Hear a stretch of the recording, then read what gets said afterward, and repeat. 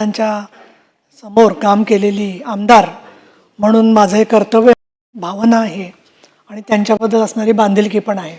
नाहीतर इतका वेळ सभागृहामध्ये एवढी सविस्तर भाषणं झाल्यावर उपसभापतींनी बोलायलाच पाहिजे असं नसतं. परंतु एक व्यक्ती म्हणून आणि एक सामाजिक कार्यकर्ता म्हणून 91 मध्ये माझा त्यांचा परिचय झाला. त्याला लोकसभेचे ते खासदार म्हणून फॉर्म भरत होते आणि नंतर 2002 मध्ये मी विधान परिषदेमध्ये शिवसेना पक्षाच्या वतीने आले. तेव्हापासून 2002, 2008, 2014, 2020 प्रत्येक वेळेला ही निवडणूक 2-3 वेळेला तर बिनविरोधच झाली आणि त्याचबरोबर एका निवडणुकीमध्ये मात्र प्रत्यक्षात मतदान झालेलं होतं. आम्ही विरोधी पक्षात काम केलं. तुमच्यापैकी अनेक जणांनी त्यांच्याबरोबर काम केलेलं आहे, पण सातत्याने आम्ही विरोधी पक्षातच होतो. आणि ज्यावेळेला आता बरोबर माननीय दादा फडणवीस साहेब आणि शिंदे साहेबांबरोबर काम करायला लागले त्यावेळेला आणि माननीय उद्धव साहेब ज्याला मुख्यमंत्री होते त्यावेळेला मवियाच्या सरकारमध्ये आम्ही तिथले आमदार असल्यामुळे आम्हाला बऱ्याच वेळेला मी म्हणजे साधारण अंदाज घेतला तर 2002 पासून 2026 पर्यंत जवळजवळ प्रत्येक आमच्या DPC आणि असणाऱ्या बैठका कमीत कमी 1000 बैठका त्यांच्याबरोबर मी अटेंड केलेल्या आहेत की ज्याच्यामध्ये ते कुठल्या ना कुठल्या विभागाचे मंत्री आहेत आणि त्यामध्ये काही ना काही प्रश्न मांडलेला आहे. विरोधी पक्षात असून सुद्धा त्या बाबतीमध्ये प्रत्येक बाबतीत काही वेळेला निधी वगैरे देता यायचा नाही, परंतु आमचे जे सामाजिक प्रश्न असतील किंवा जनतेचे प्रश्न असतील अशा प्रश्नांच्या मध्ये कुठलंही निवेदन काळजीपूर्वक वाचून त्याच्यावरती अतिशय सकारात्मक भूमिका त्यांनी घेतली. खूप आठवणी सांगायला वेळ नाही आहे, पण मुद्दाम इथे सांगायला पाहिजे की लवासाचा प्रश्न म्हटलं तर खूप संवेदनशील आहे.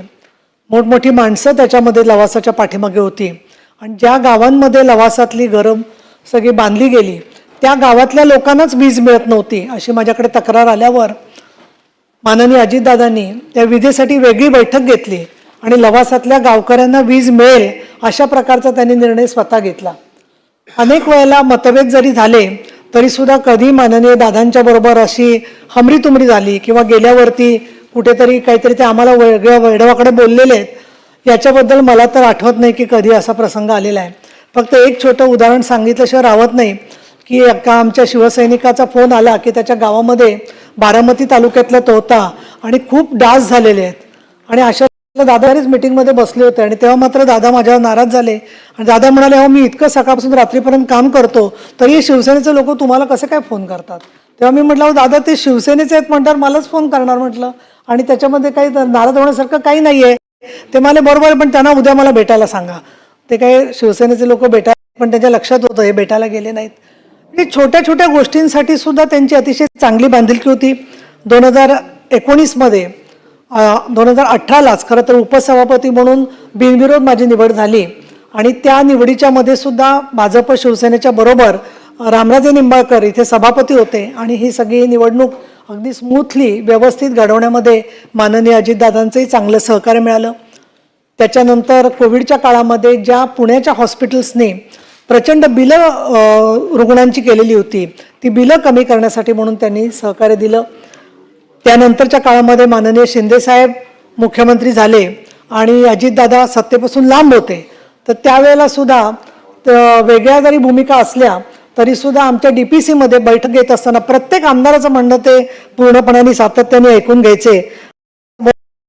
बारामती सारख्या शहरामध्ये आमच्या स्त्री आधार केंद्राची शाखा गेले 27 वर्ष चालू आहे आणि तिथे ज्यावेळेला त्या शाखेची इमारत पाडली गेली त्यावेळेला सुद्धा मार्केटमध्ये जागा मी न मागता कुठलंही पत्र न देता ती स्त्री आधार शाखेची जागा परत पुनर्वसन बारामती नगरपालिकेने करून दिले. म्हणजे मतभेद असू शकतात परंतु मतभेद असले तरी सगळ्यांचं मिळून जे समाजकार्य त्याबद्दलची त्यांची भूमिका जी आहे ती अतिशय चांगली होती आणि म्हणून नेता शिवसेनेची विधान परिषदेतली आमदार आणि पुण्याची नागरिक म्हणून त्यांना श्रद्धांजली व्यक्त करते. स्वरूपसिंग नाईक हे 7 वेळा विधानसभा 1 वेळा लोकसभा आणि 12 विभागांची जबाबदारी वेळोवेळी त्यांच्यावर. विकास व्यसनमुक्ती ह्याच्यामध्ये नंदुरबार मधल्या नवापूर मधल्या भागात त्यांनी सातत्याने नेतृत्व केलं. अशोक मोडक हे आमच्या बरोबर 2000 या सभागृहामध्ये 2000 आणि 2006 असे 12 वर्ष होते. याच बाजूला आम्ही विरोधी पक्षात बसलेले असायचो आणि सातत्याने प्रतापगडावरती शिवाजी महाराजांच्या ज्याच्या जो आहे विषय सगळा त्यांच्या स्मारकाचा, त्याच्यासाठी ते वाद अफजल खान कुठे बोध सारखा त्या अफजल खानाचा समाधी आणि थडग त्याच्या विरोधामध्ये सांगली म्हणा, कोल्हापूर म्हणा, सातारा म्हणा, एक अत्यंत कट्टर असे सावरकरवादी असे आणि देशप्रेमी आमदार ते होते. त्यांना मी श्रद्धांजली व्यक्त करते. गंगाधर पटणे हेही विधानसभेबरोबर विधान परिषदेतही होते आणि तिथे त्यांनी ग्रंथालयांची चळवळ फार मोठ्या प्रमाणामध्ये चालवली. त्याबद्दल समाजवादी ते कार्यकर्ते होते आणि ग्रंथालयाच्या चळवळीमध्ये काम करणारा एक अतिशय सक्रिय आमदार म्हणून श्रद्धांजली व्यक्त करते. नीला देसाई या शिवसेनेच्या पहिल्या महिला आमदार आणि त्याच्या विधान परिषदेतच त्या होत्या आणि नंतरही माझा त्यांचा परिचय होता. अनेक सभा कार्यक्रमांना आम्ही महिला आघाडीच्या बरोबर पाहिलेलं आहे, ऐकलेलं आहे. भाषण चांगलंच करायच्या. आता अलीकडे काही काळामध्ये त्यांची तब्येत बरी नव्हती, परंतु आमचा फोनवरती संपर्क होता आणि नीला देसाई यांनी कट्टरा, गुजरात आणि महाराष्ट्राच्या बाहेर सुद्धा शिवसेनेचं काम केलं होतं आणि कुठेही काश्मीरला लढाई झाली तरी त्यांची सैन्यात वगैरे जायची असं त्या मी जाणार अशा पद्धतीची आक्रमक भूमिका होती. तर यांना श्रद्धांजली व्यक्त करत असताना मला एक मनातली व्यथा अजून एक व्यक्त करणं अत्यावश्यक वाटतं, कारण मी सुद्धा बोलले नाही या विषयावर तर ते योग्य होणार नाही. आणि ते म्हणजे माननीय सुनेत्राताईंनी शपथ घेतल्यावरती त्यांच्यावरती हे तुम्ही चुकलात अशा प्रकारनी दैनिक लोकसत्तेने लेख लिहिला त्यामध्ये जे आहे ते. तर एका अर्थाने किती दिवस कुठलं सूतक पाळायचं हा ज्याचा त्याचा वैयक्तिक प्रश्न आहे. अशा वेळेला त्यांना असं जाहीरपणाने म्हणणं म्हणजे खरं सांगायचं तर खचणार माणूस अशा प्रकारचं ते आयुध आहे अतिशय. आणि अशा दृष्टिकोनातून मी एकच मिनटं बोलणार आहे. आता सगळे बोलून झालेले आहेत. आमच्या संपूर्णपणे श्रद्धा आणि सबुरी आहे आपल्याकडे, त्यामुळे 2 मिनिटातच माझं संपणार आहे.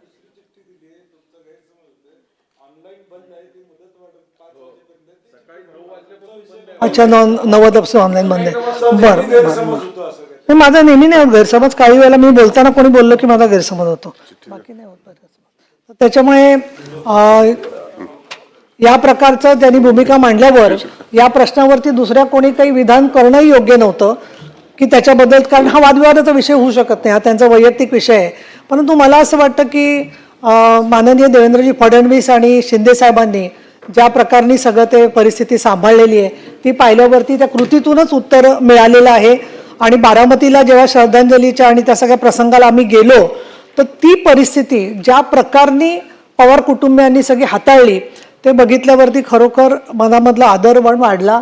हजारो लाखो लोक, पण गोंधळ गडबड झालं तरी सुद्धा भावना तीव्र असल्या तरी शिस्तीमध्ये तिथे आलेल्या प्रत्येकाशी बोलण्याचा प्रयत्न संपूर्णपणाने कुटुंब करत होतं. आणि सुनेत्राताई आणि संपूर्ण त्यांच्या कुटुंबीय त्याचबरोबर बाकीचे कार्यकर्ते, मला तर कुटुंबियांचं तर वाटतंच की ते दुःख न विसरणारं असतं, पण जे कार्यकर्ते अजितदादांवरती भवितव्य ठेवून गेलेले आहेत त्यांच्या पुढे काय स्वरूपाचं आव्हान आहे याची मी जाणीव एक कार्यकर्ता म्हणून करू शकते सगळ्यांच्याच बद्दल.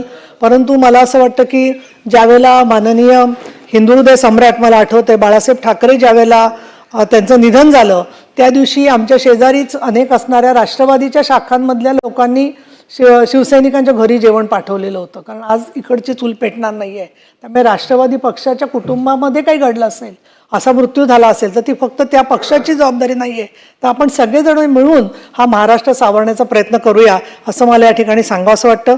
आणि सभापती महोदय, आपण मला बोलायची संधी दिली त्याबद्दल मी आभारी आहे. धन्यवाद.